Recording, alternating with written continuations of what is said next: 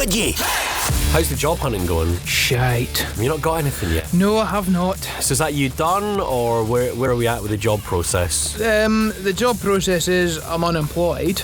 And so that's you at home right now? Pretty much, yeah. Watching reruns of Murder, She Wrote, Top Gear, and anything with Steven Seagal in it. Do you want to know, I'm saving the Steven Seagal films for night time. My days are spent handing out my CV and chapping doors. And how's that working out? Not very well. There's just... Think of it this way, because of the whole oil and gas in Aberdeen and this whole budget that's coming out, nobody's employing. So thanks, Starmer. Have you not got any work with this GB Energy that I hear is coming to Aberdeen? It's an oil and gas company that doesn't deal with oil and gas. That's totally going to come my way tomorrow, is it? Yeah. That's going to be at least a year setting that up. So, aye. Thanks, Starmer, you've done me a solid here. You know, you've actually destined me to watching Steven Seagal films because I can't actually afford a decent DVD. I'm looking at all the pound ones that you get in Asda, and they're just shitey Steven Seagal films. Yeah, I mean, that's my life right now. Is you get this guy who he had quite the fall from grace, didn't he? I mean, he was big in the 90s. Yeah, he was. Do you want to know? I will stand up for him here, right? Some of the films he made in the 90s, in the early 90s, they were actually really fucking good. I mean, Under Siege was probably his highlight. Under Siege 2, not so great, but the first one's really good. But then before that, you had Nico, you had Hard to Kill, you had Out for Justice, all great films. Then after that, he's just become this... running joke? Yeah. Is he not pals with like Vladimir Putin or something? Him and Putin have got some sort of fucking bromance going on. It's a bit of a fucked up thing, like... Is this like Saddam Hussein and Satan in South Park? Oh, Jesus. Please, if Matt and Trey from South Park are listening to this, please make that episode happen. So you've got Vlad running in half naked on a horse, with Steven Seagal combing his hair, going, "Hey, babes." Satan, your ass is gigantic and red. Who's gonna believe you are, Liza Minnelli? Hey, Vlad! Vladimir! I know martial arts. I know karate chops. I know lots of other dangerous words. No, he fucking doesn't. He's thick as mints. Oh, he's not. Do you want to know? He used to be slim and slender. He did all these kicking ass on boats. He just kicked ass. But now he doesn't get off his fat ass to beat up a room of people. His films are now... someone to do it. No, there was a film I was watching. He was in a nightclub or something like that, and it was really badly acted. And some guy came along to beat him up, and he didn't even get off his arse to beat this guy up. Really? And 3 folk he had beaten up without getting off his arse. And I thought, mate, come on, do something. Put some effort in. Yeah. Did you know, actually, this is a fact about Steven Seagal. He's a quarter Cherokee. No. He is. He's a quarter... Well, actually, no. He's not Native American. He just weighs the same as a quarter of a Jeep Cherokee. Genuine one here, though. If you actually look Steven Seagal up on YouTube, you just find it about celebrities and people that have worked with him, extras in films, just how much they hated working with him. And one of which was John Leguizamo. I've probably mispronounced his name big time, but you know the guy who played Luigi in the old Mario movie with Bob Hoskins? John Leguizamo. I know who you mean. Sorry, mate, his only film role really that anyone remembers is that terrible 1990s. Well, to be honest, he's done lots. Yeah, but that's the only one that anyone can remember him from. John Wick. He was in John Wick, yeah. He was in Violent Night. He was the main baddie in that. But in this occasion, he was one of the SWAT team, or elite military team, in Executive Decision. Okay. I watched that last week, and Seagal was in that film for about 10 minutes before he died heroically at the start, but there you go. Leguizamo apparently on set was saying shit to him, winding him up. And Seagal lost his temper very quickly and threw him up against a wall. And he just thought, what the fuck? There's loads of stories about Seagal like this. He's just... a bit of a twat, yeah. But where's Seagal now? I haven't seen a Seagal film come out in Asda for at least since pre-pandemic, to be honest with you. What's Seagal doing now? He must be working for Putin. He lives in Russia. Yeah. And his job is to maintain democratic ties between Russia and the USA. He works for Putin. He works for Putin. Do you want to know, he's doing just about as good a job as the time I sent Prince Andrew to Pizza Express. Going to Pizza Express in Woking is an unusual thing for me to do.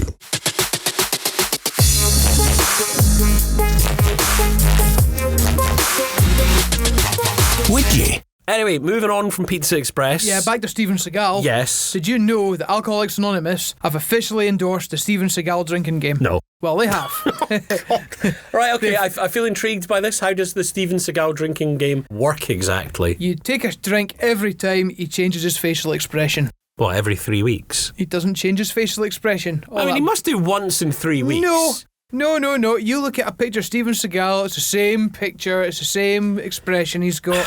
You do that while I ask you, would you? And this is a different kind of would you. Hang on a second. I'm looking at pictures of Steven Seagal on Google right now. Right. He's grown a goatee, so does that count as changing a facial expression? No, a beard. Technically, it's changed. A beard, no beard, it's still the same facial expression. He just hides behind it now. He's doing that whole I'm deep in thought thing. Yeah, which is the same photo as everything else. And then he drops his hand. And he's still looking. And he doesn't even get off his seat to kick somebody's ass. No. And then he tilts his head slightly in another picture, by which point his goatee's grown and he's wearing varifocals. No, that's not a change in your facial expression. That's just staying still immaculately and just growing old. For like 15 years. Anyway, here's he'd be good at musical statues.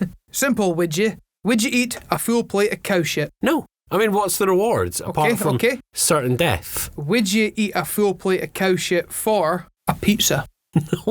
No? Okay. Would you eat a full plate of cow shit for a pizza with chips? No? Okay. Would you eat a full plate of cow shit? If it's served by Prince Nondrew, no! We're leaving Pizza Express out of this. Would you eat a full plate of cow shit for a pizza, chips, and a brand new Fiat 500 Abarth? No, where's this going? Right, what's the obsession with cow shit?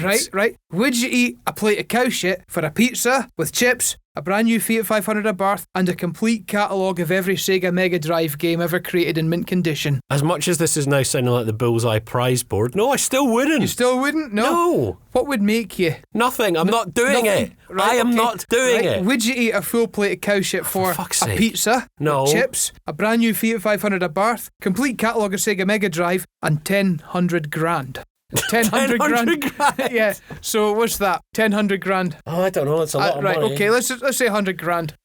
No. Where are we going with this? This is very much sounding like Bullseye. I'm just going to get the... Okay. Hang on. In one. I'm just wanting to see what it takes to make you eat a plate of cow shit. How long have we got? Well, I can add on a pizza, chips, Fiat 500 Abarth, a complete catalogue of Sega Mega Drive games, 100 grand, and a week in a hotel room with Pamela Anderson circa 1993. The good years. Good years. Still no.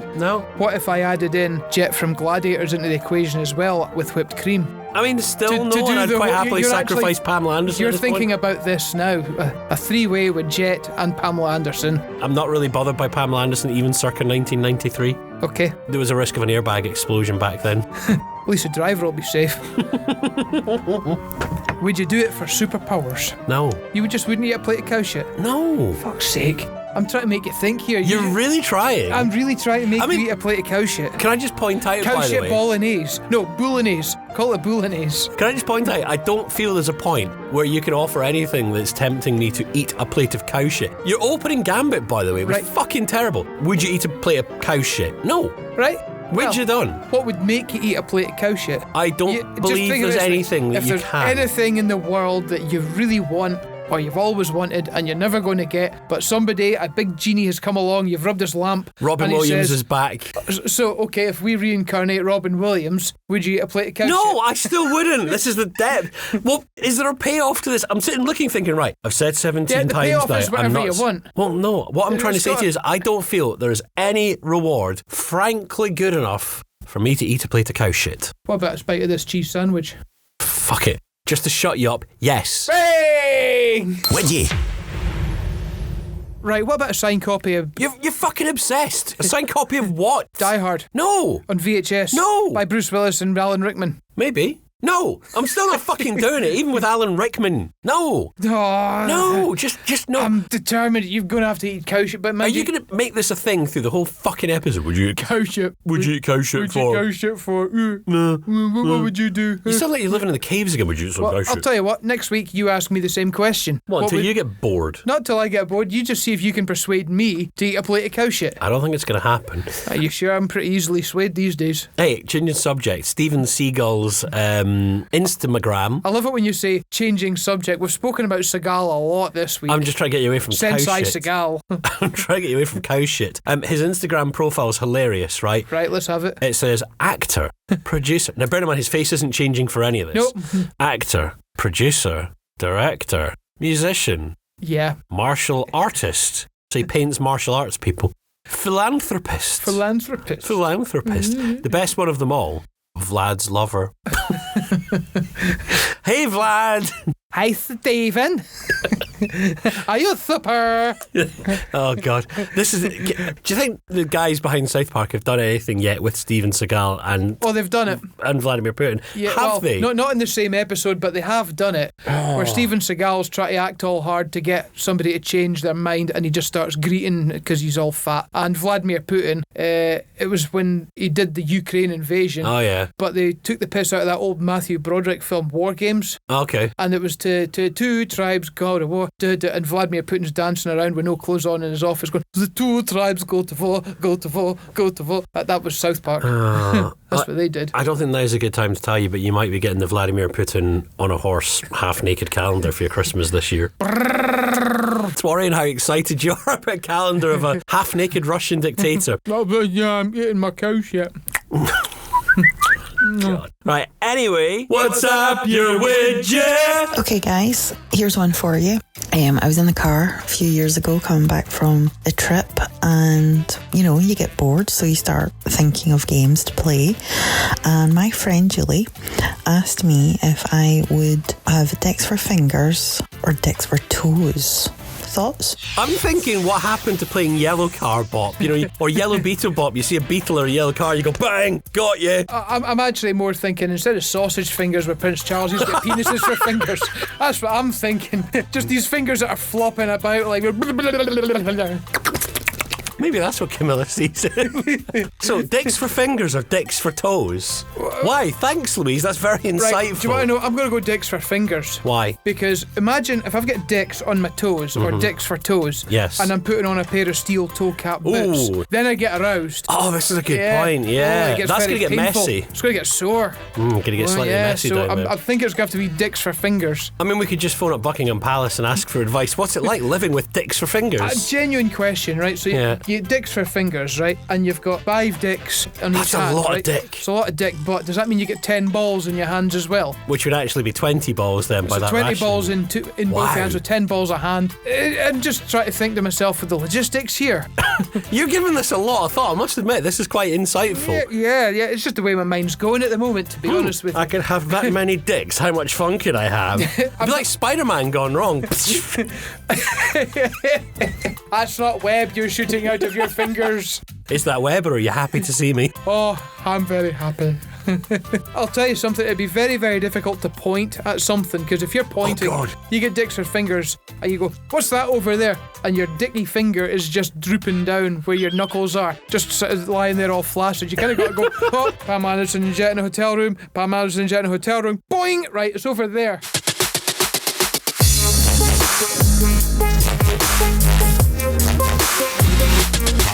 Would you?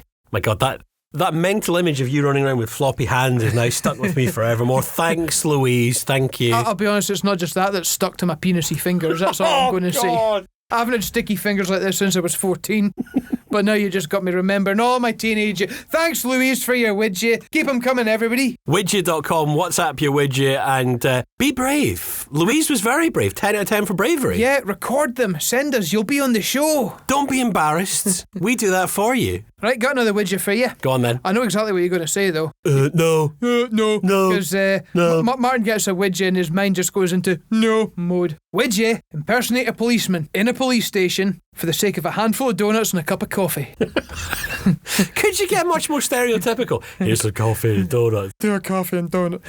That's my reward, coffee and donuts. Coffee and donuts. For the certainty of getting nicked for arresting a police... Look, if you do it every day, you get free coffee and donuts. They think you're a cop. But you then, just you walk in there like you're a piece of furniture. I'm guaranteed to get arrested because...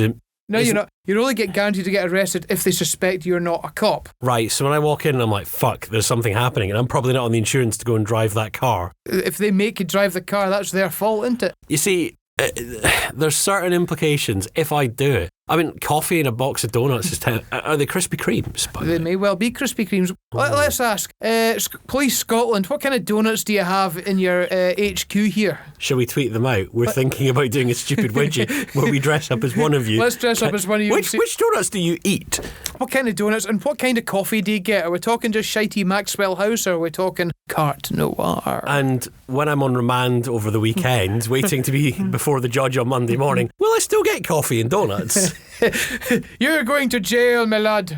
Well, can I still get my coffee and my donut? Because they used to give you bacon rolls. I mean, I've been arrested a couple of times. You get bacon rolls in the morning. Do you? Wow. Yeah. I love... they open the holding cells, throw you a bacon roll and say, right, on your way. All right, thank you, Hamish. What, they make you all fight for it, like the winner gets the bacon roll gets to live? That's why I'm still alive. On a side note, right, the idea of actually getting treats in jail, did you watch Better Call Saul? The final episode, without giving too much away. Oh, great show. Somebody in the very last episodes, I don't want to spoil this for anybody who's still living in 2019 and hasn't watched to the final episode yet, but one of the characters ends up in the clink, and the central negotiation is, tell you what, I'll cut a deal, but I want Ben & Jerry's every Friday afternoon, and it has to be from this one Ben & Jerry's store, and it has to be like salted caramel. I thought that was really fucking class. I don't remember I remember how the last episode went, but I don't remember it in that much detail. I'm maybe going to have to watch it again. I do. It was a good show. So would I dress up as a cop?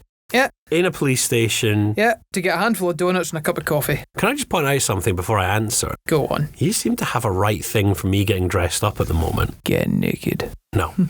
The cop shop thing, fuck it. If it's a rolling subscription, let's give it a whirl. Go for it. Would ye? Are you going to dick your hand in? What, is it my turn? With the dick fingers? Well, I mean, mine are normal. These are not Richmond's. The chipolatas. They are. By the way, if this widget that I'm about to read to you isn't anything to do with dressing up, I'm going to feel mightily cheated, because that's 2 weeks in the bounce you've basically been like, come into Mr. Ben's shop and go and do something stupid. This week, Martin's going to be an astronaut. Next week you're going to be dressed up like with a fez. I mean, I actually genuinely have a fez at home from a Madness gig. Yeah, I genuinely do, yeah. Well, why don't you come in dressed as a fez? Bit of a short order, that one. That's what she said. Right, okay, my turn to read. Go on. Would you? Oh, I can't read this. I genuinely can't read it out. This is gross. Oh, I thought you meant you couldn't read it because... Somehow in the last 10 minutes I've lost the ability to use my words and my peepers. For fuck's sake. Come on, what is it? I think you're going to say yes to this. That scares me quite a lot. Although I've heard worse things out of your gob tonight. Would you have a granny pluck out your pubes one at a time with tweezers for £3,000? Now, just to stipulate, I don't believe that's £3,000 per pubic hair. That is £3,000 in general. That would solve so many issues just now. £3,000 a hair. Unless you're going to shave lately. I mean, that would be a bit of a bugger, that, if they come out and they say, we're going to pluck your pubic hair out there, good lad. We're going to pay you £3,000 a pair of pubic hair, and that's you say, shit, I shaved this morning. £3,000, that's a lot of money, but I mean, if her eyesight's as bad as yours is at the moment, she's going to be there a long time, and there's no guarantee she's getting just the hair. Very true. And don't forget, she's probably got shaky hands a wee bit as well. I mean, Granny... She's got Donald Trump hands. You put me off my line of thought there. Granny. Shaky hands. She's probably got shaky hands. She might get a bit jiggy with it, you know. Who knows? So I don't know. She's going to pluck out my pubes one at a time with tweezers. So there's safety there. She's doing it correctly. But she's shaking her hands and, oh God knows it, she might pull out of my balls. That's the risk you take. For £3,000. Would you value them at £3,000? Make it 10 and we'll talk.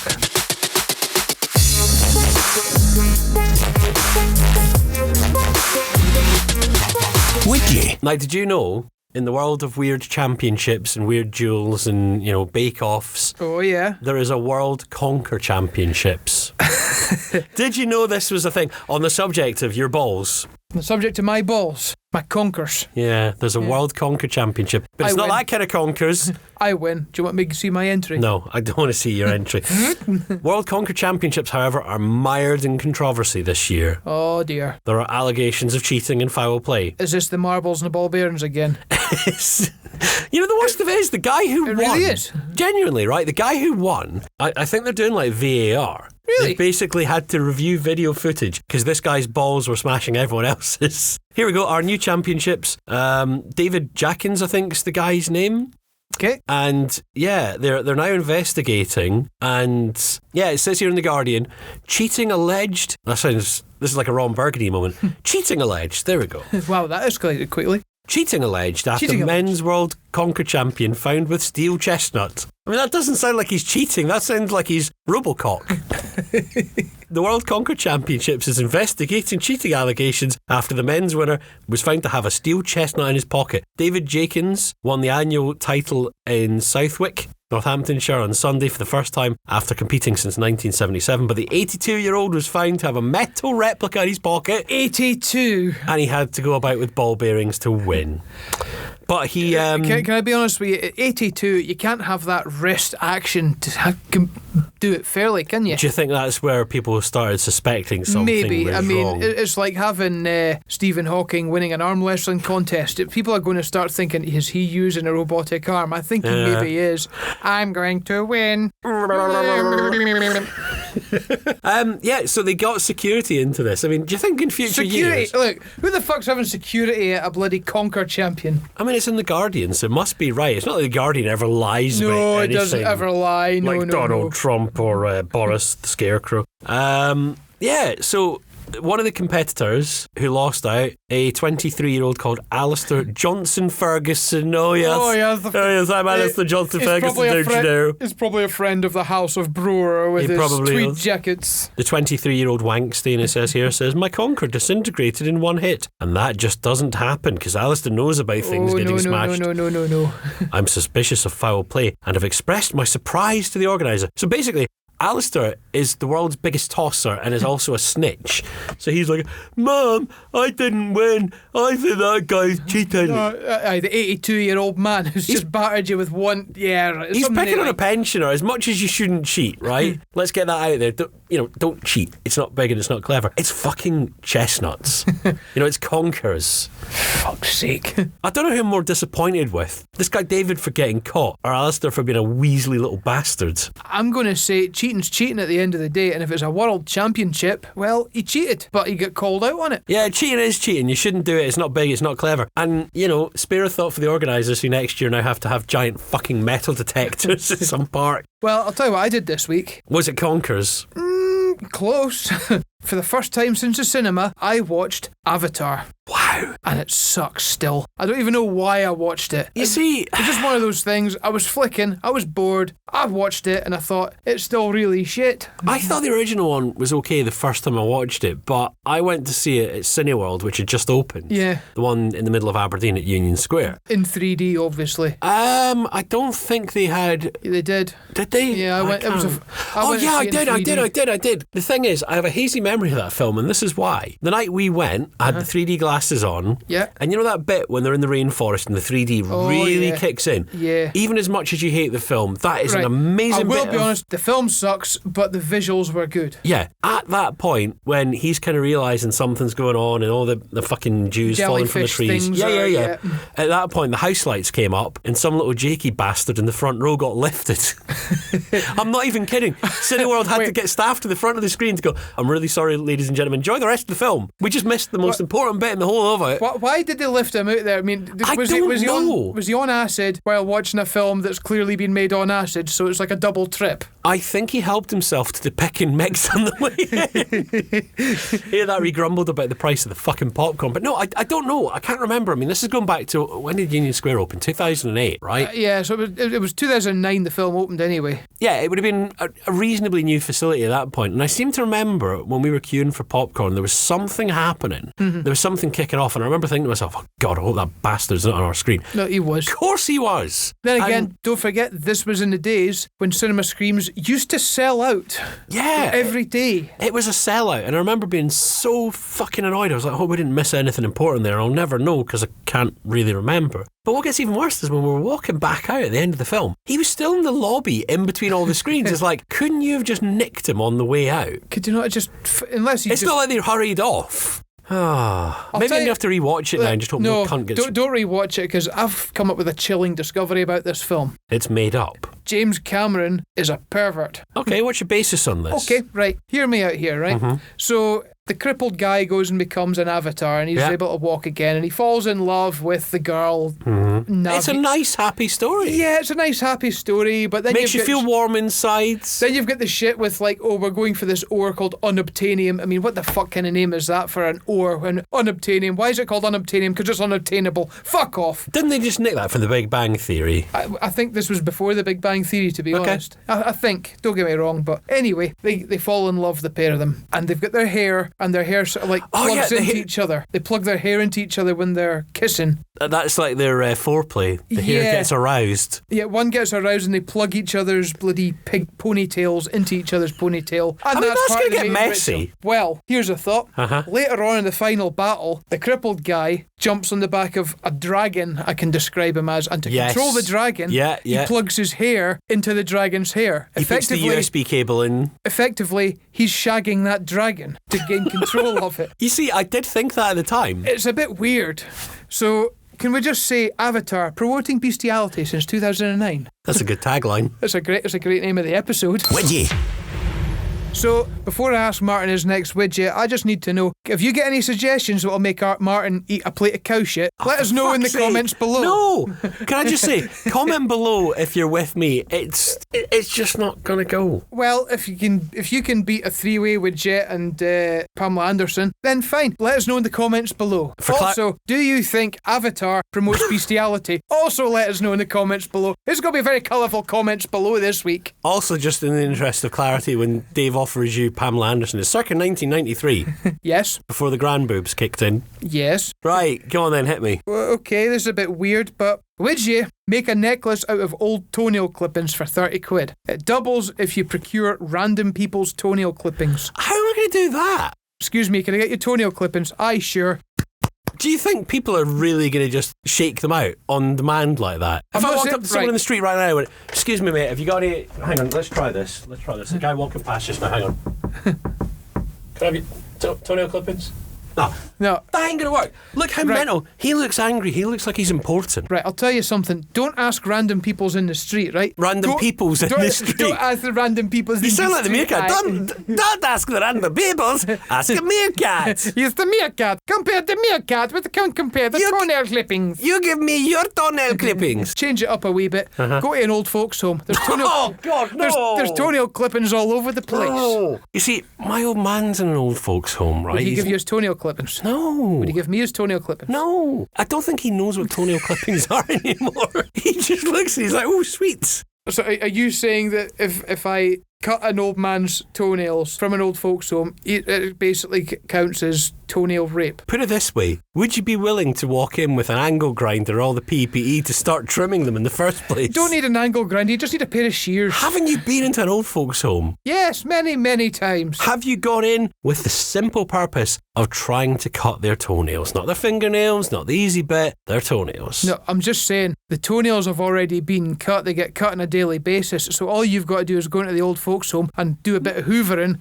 and then you've got all the toenail clippings you need to make your fancy toenail clipping necklace. Are you going in there pretending to be the toenail clipping removal guy? Excuse me, have you got any more toenail? I'm here for your toenail clippings. It's like the tooth fairy, but a bit smellier. Hopefully you don't leave anything under the pillows. Do you want to know don't forget it's there. Do you want to know the great thing about an old man's toenail clippings? There isn't anything great about them? There is. They're great for getting shit out from between your teeth. See when you go to the cinema and you get popcorn between your teeth and you think, oh, I've not got any floss. Oh, wait a minute, I've got my dad's toenail clippings. Yeah, right. Yeah, perfect. That's just put me off popcorn forever. Thank you for that. Well, next time we go to the cinema, I'll have your popcorn. So for 30 quid, would you do it?